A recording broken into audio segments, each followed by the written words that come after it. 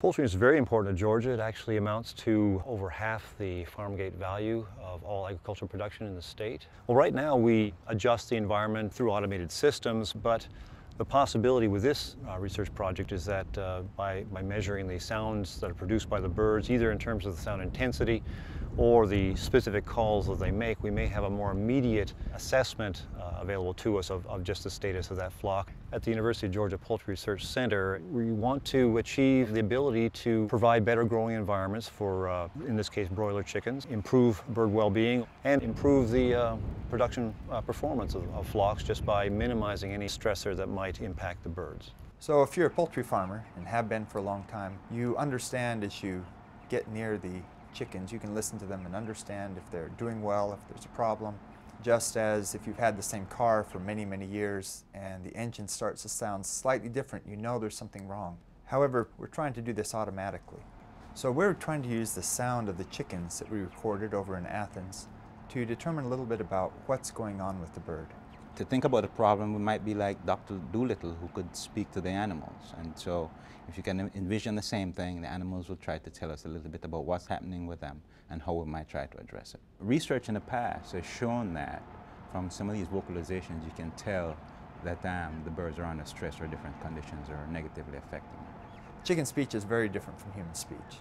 In fact, we found right off that extracting certain characteristics of the chicken sounds in the same way that we extracted information about speech didn't yield very useful information. We had to step back and say, okay, what is it about these chicken sounds? How does it change when the chicken's attitudes change or the chicken's conditions change? We set up experiments where we just try to look at the bird's response under different conditions. So for example, we might move the temperature levels above acceptable limits for a little bit, record that sound.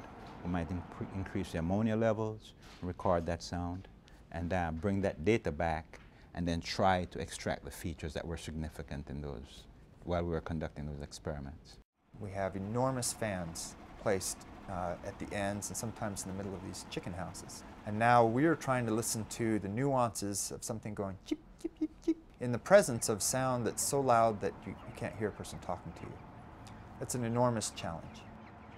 We feel that we'll be able to generate something that will be useful. We hope within another year, a couple of years, we'll actually have a device, maybe no bigger than a cell phone or something, that will be now part of a regular control system that's able to provide a little bit more intelligent feedback as to the status of the birds and their conditions in regard to animal welfare, and feed that back into the control mechanism that maintains their environment.